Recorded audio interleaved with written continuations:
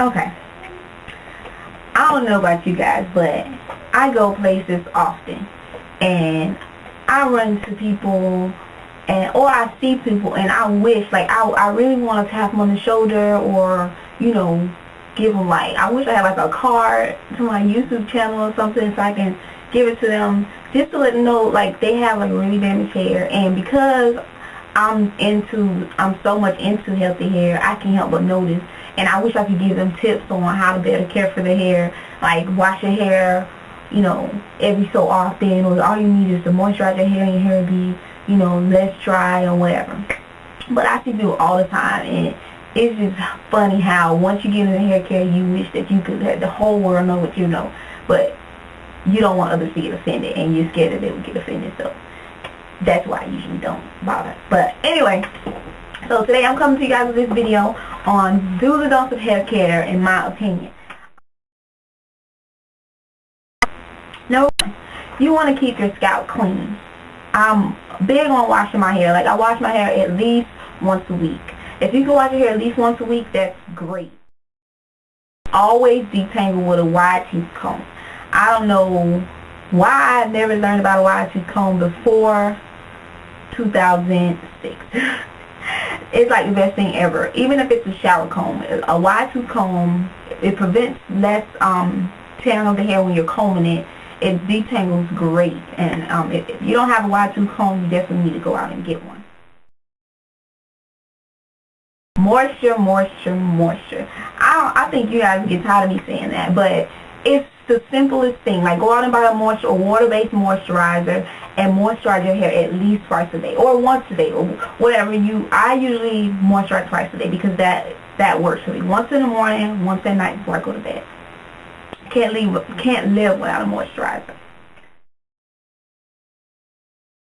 You want to fill in that moisture with an oil, whether it be kidney oil, castor oil. That's more thick oil, which most people use for their scalp, but olive oil, any type of pure oil that would fill in the moisture that you previously put on your hair. Deep condition regularly. Whether there are so many deep conditioners out there, whether it's a protein deep conditioner or a moisturizing deep conditioner. Figure out what works for your hair. My hair likes moisture, so my deep conditioner, of course, is moisture based. I deep condition every wash, or if I don't have the time, no one's perfect, you guys, believe it or not. You see what my hair looks like. I look a hot mess right now. I need to wash my hair and do something. Anyway, condition your hair at least once. I'm pushing it, but at least once a month. Always use a leave-in conditioner. I don't know what I would do if I hadn't had a leave-in conditioner. My hair texture feels so much different when with and without a leave-in conditioner. It prevents less frizz, like my hair is less frizzy when I use leave-in conditioner. I actually tried it, like I did it once without leave-in conditioner to see what the difference was. It's a big difference. So there are plenty of leave-in conditioners. Look up reviews, do your research, and then pick something that you want to try, and then, I mean, you just go from there. Definitely get a leave-in conditioner. I think this is number 7.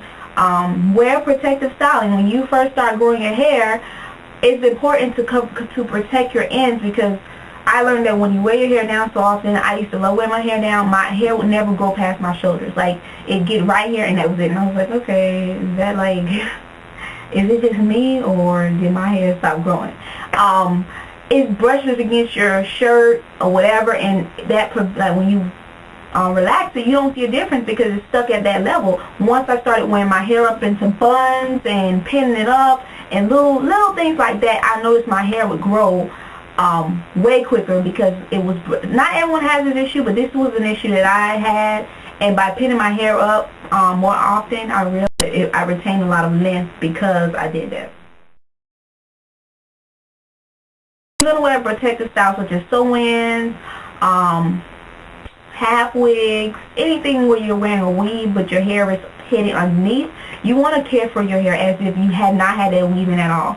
Like, a lot of people put the weave in their hair and they're walking around, yeah, I look good, oh my god, like I have this nice weave in, and their hair underneath like suffocate, and like they don't wash it, they don't clean it, they don't do anything, and that's the worst thing you can do. Because when you take it out and you wonder why your hair looks like who shot you, who shot John, you have to care for it as if it's still there. You can't just pretend that it's not there. And that's the mistake that I made before in the past. Like, at least if you have a sew-in, you can always wash your hair in a sew-in because it's a sew-in. You know what I'm saying? But if you're wearing like glue-in weaves, which I do not recommend,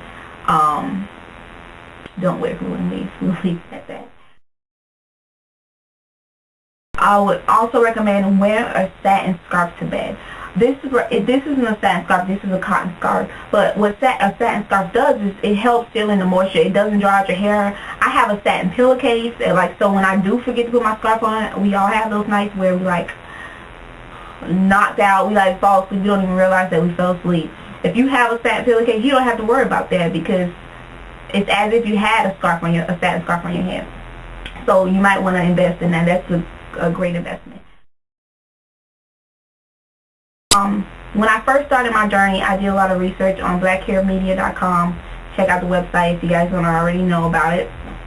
A lot of people would say massage your scalp, like even if it's once in the morning and once at night for like 5 minutes each time. Just massage your scalp. It helps create circulation and promotes like hair growth. I used to do that when I began my hair journey, and then I kind of got lazy, so I couldn't tell you whether or not it actually works. But it's one more thing that it can't hurt to try it. Like if you're really at the point where you're like, oh my god, I want to try it. When you want to grow your hair and you're like really pumped, you really like motivated, everything that you think could possibly work, you will try it. Trust me. If you are not willing to try anything, you're not as motivated as I was at the beginning. The last thing that I'm going to say as far as the do's is try to stretch your relaxer. If you get a relaxer, say every 6 weeks like I usually do, try to stretch it to 8 weeks. So try to stretch it to 10 weeks. Like, don't push it to the point where your hair's falling out in bunches and you're still trying to stretch it. Like, when my hair starts to really shed, I know I really need a relaxer. I can't wait any longer. The longest I can stretch my relaxer is 8 weeks. Anything beyond that, I feel like I'm going bald. So, I mean, it's just up to you. You have to experiment. You have to find out what works for you. But if you can stretch your relaxers, definitely do so. It helps prevent overlapping of the relaxer. The longer that I've stretched, like when I stretched 8 weeks, I realized that after my relaxer, my hair has a lot more body and so on and so forth. So that's it for the do. So stay tuned and I'll go over to the do.